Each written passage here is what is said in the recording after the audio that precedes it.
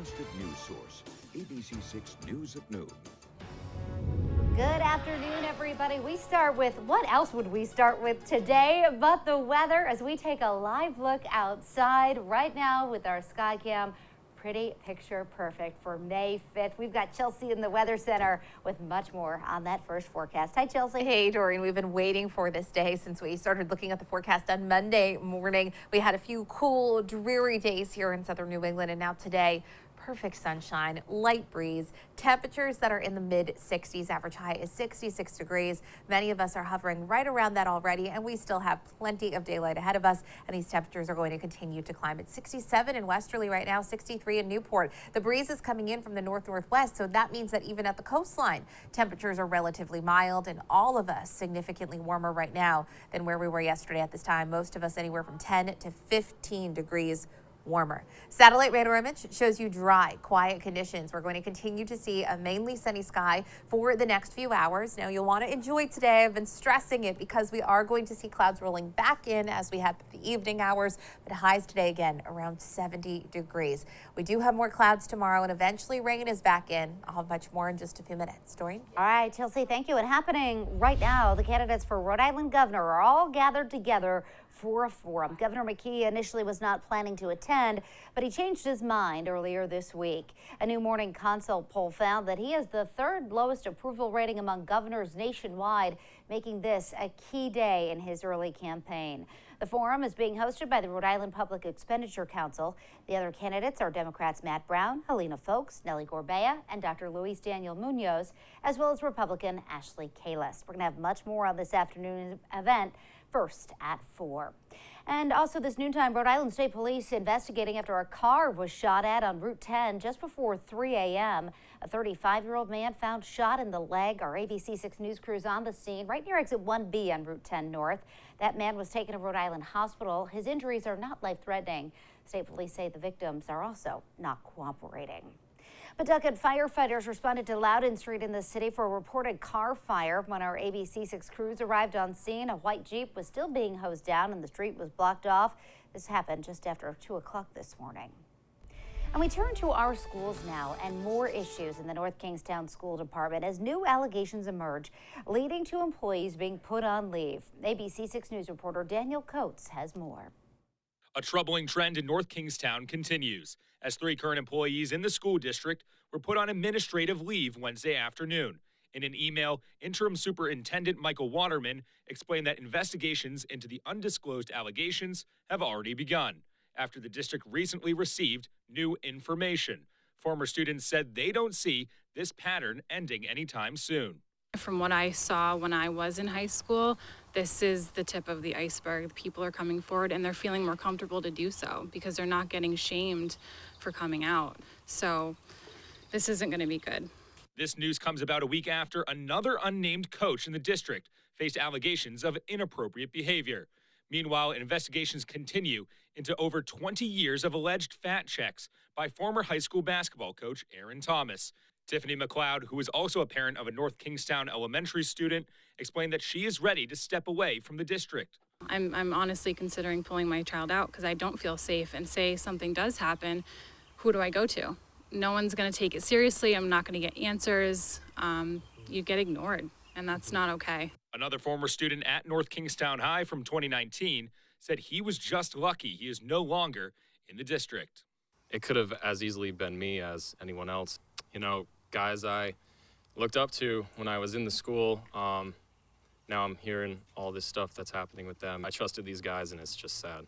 While the investigations of misconduct continue across the district, community members told ABC6 that the most recent news must be a call to action for the entire town. Hello, wake up. Let's get involved. Let's do something. Let's change what's wrong with this town. It's time before it's too late. It's almost too late. Daniel Coates, ABC6 News. And in political news today, the state Senate in Massachusetts debating a bill this week that would allow undocumented immigrants to get a driver's license. That debate happening today.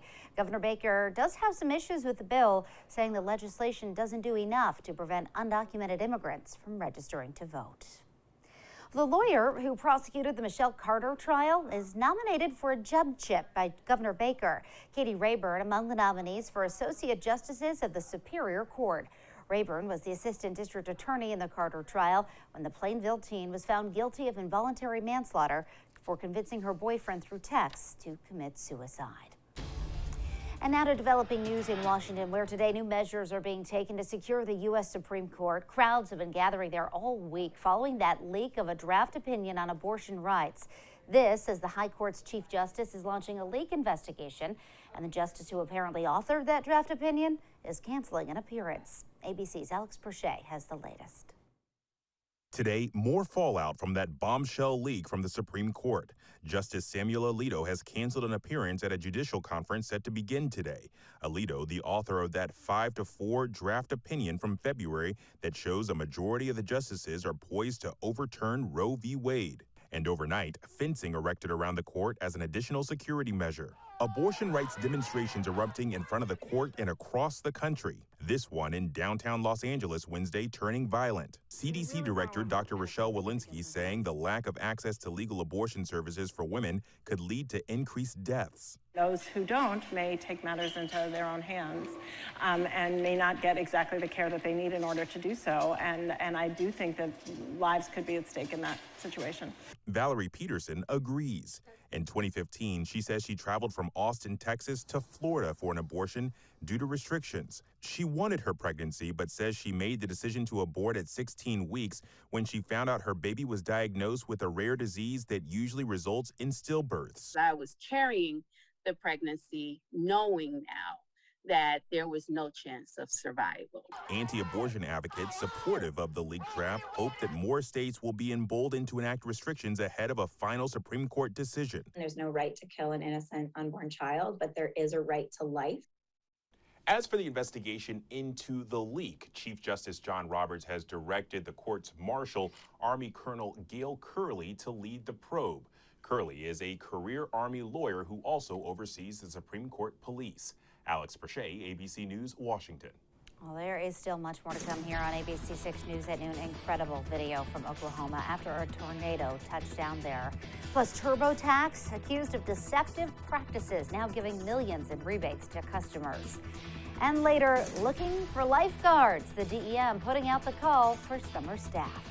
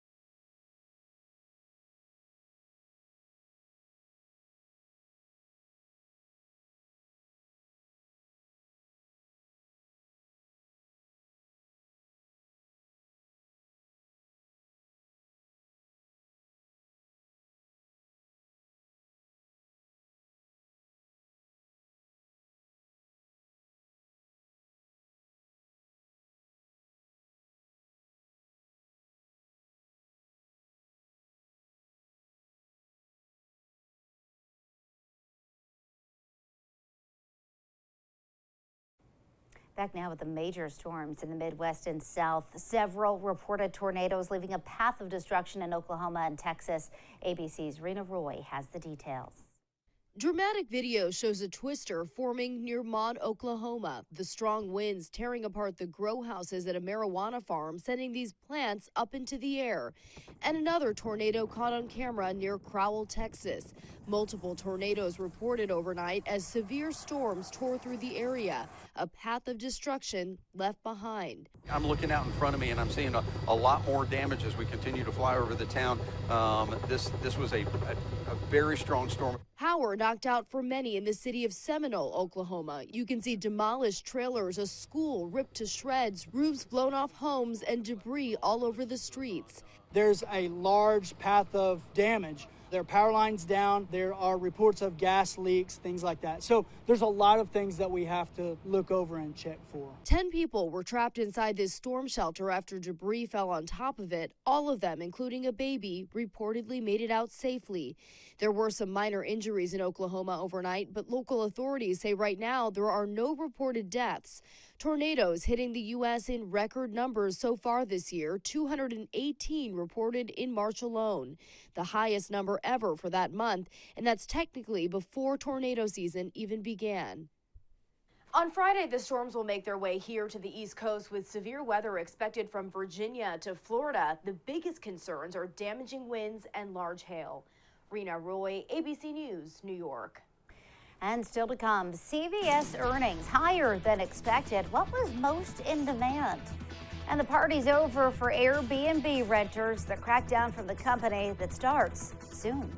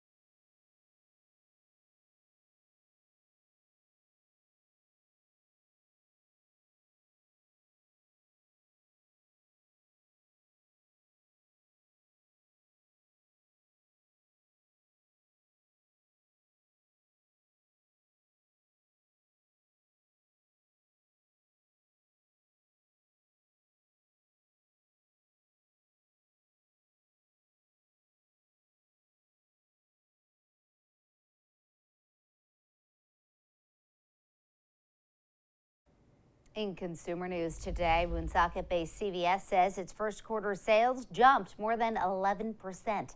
The pharmacy chain says they were lifted in large part by demand for COVID-19 test kits and vaccines.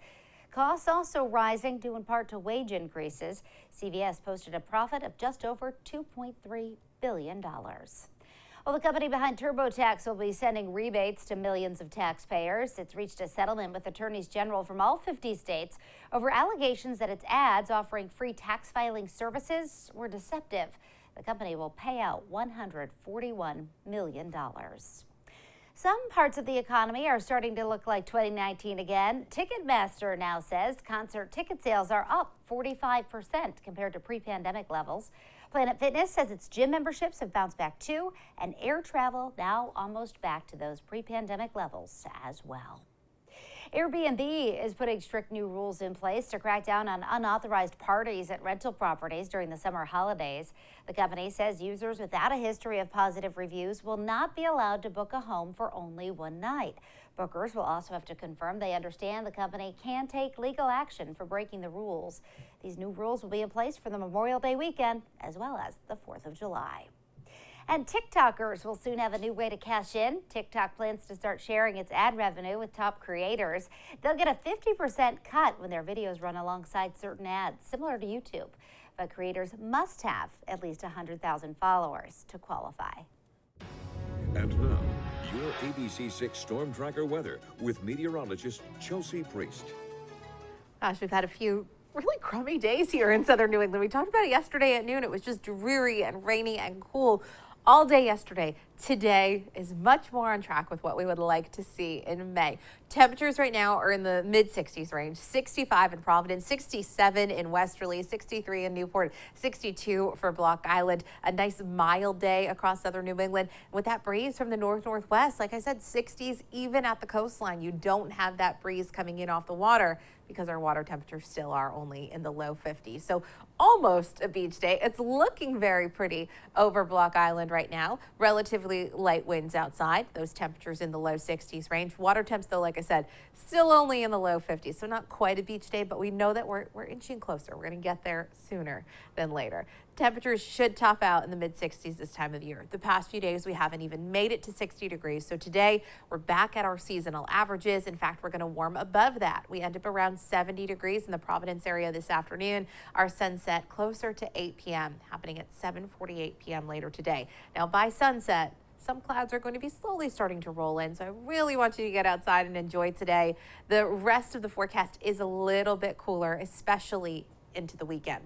Mid-60s outside tomorrow, still a relatively seasonable day. You'll see more clouds though and some showers arriving, and with clouds and showers into Saturday, temperatures will only be in the mid-50s. We'll be around 60 degrees for Sunday for Mother's Day, and it looks like we very slowly warm up a bit as we head into next week, but still running below average for the early part of next week.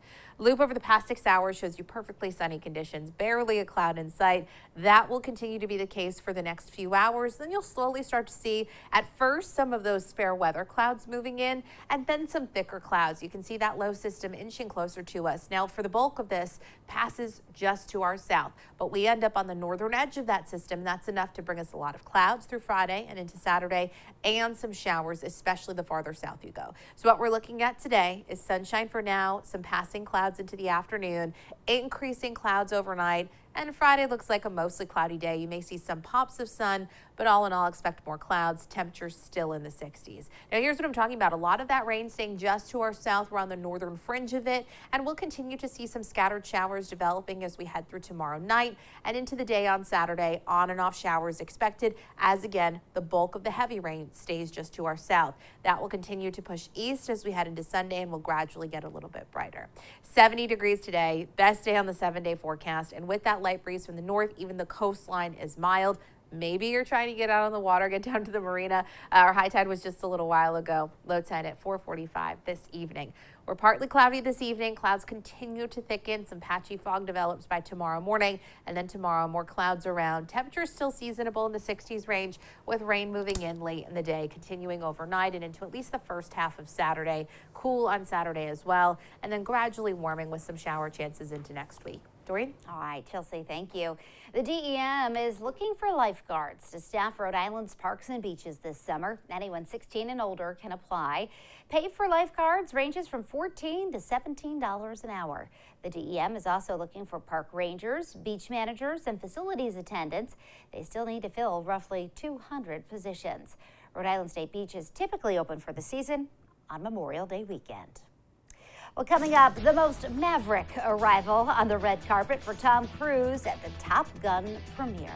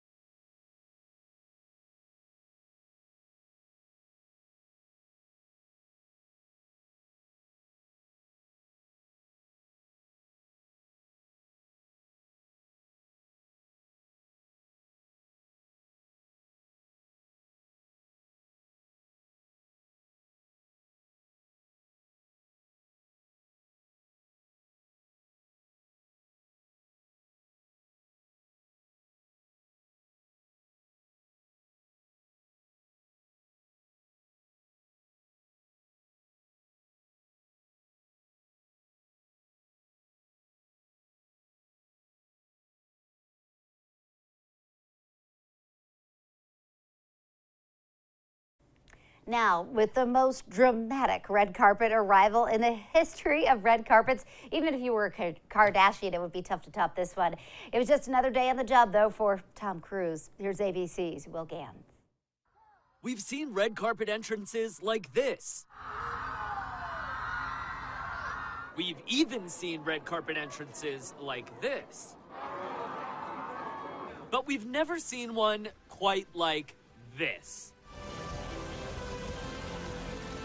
Tom Cruise landing a helicopter himself on the USS Midway to walk the red carpet for the premiere of Top Gun Maverick in San Diego. Just being on this red carpet with this backdrop in this city, right across the bay from where we shot this thing, it's pretty spectacular. Tom Cruise has had his pilot's license since 1994. Tom telling MTV about his long-standing love of flying. First Top Gun, one of the things that I had was in my contract that I had to fly in the F-14 and be filmed in the F-14. That was a stipulation. I always wanted to make movies and be an aviator. 36 years after the original Top Gun came out, Tom is back as Maverick with a new crew of actors strapping into those fighter jets. We had to work with them to set them up to win. I want to see them really win, and when they're in the F-18 that they feel confident and comfortable and that they are their characters.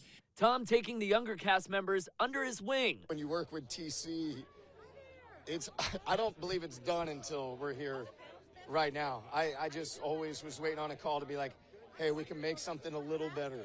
We can make something a little better. Miles, where are you in November? I don't know. All right, you're coming to London, or you're coming to wherever. So there was a lot of that.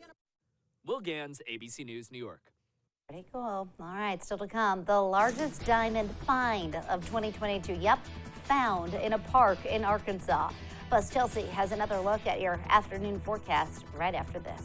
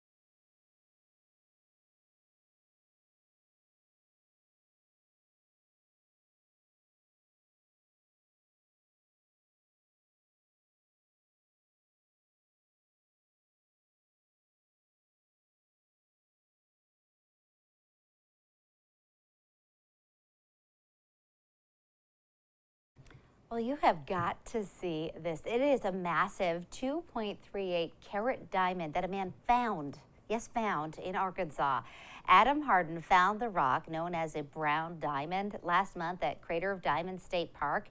It's about the size of a pinto bean and worth more than $10,000. Harden said he's already sold it and bought a car. Okay. And this isn't his first find. Harden has found hundreds of smaller diamonds in the past decade, and he plans to keep looking for more so that he can find an even bigger one. You can't imagine doing that once, much less multiple times. I know, right? That's neat. It's incredible. No kidding. $10,000 just by How about it? digging. Mm-hmm. All right. Good pastime. I know. Let's go to Arkansas. Is that around here? Yeah. We're just digging in the parking lot at ABC6. I don't think so. a diamond. No. I don't think so. No. We are looking at a nice day to get outside and do some digging, maybe get some gardening done. We're looking at sunshine. We're looking at temperatures around 70 degrees or even in the 60s at the coastline. So often this time of year, it can be so much cooler at the beaches, but not today. We're looking at increasing clouds tomorrow. Temperatures will still be in the 60s, but it's definitely more of a cloudy day, and we'll see showers coming in late tomorrow, overnight, and into Saturday. Saturday at least starts with rain, even into the afternoon. It's going to take a while to dry out. We should get a bit brighter on Sunday for Mother's Day, but cool for this time of year. Highs in the upper 50s. The good news is those overnight lows are staying in the 40s. We don't get super, super chilly. And then into next week, we'll be slowly warming up. Not next year. It's only May. So big picture, enjoy today. Sunny and warm today. Yeah, so many reasons to get outside today and enjoy it. We hope everybody gets a chance to do so. Thank you all so much for joining us for the news at noon. The news continues first at 4. Have a great afternoon.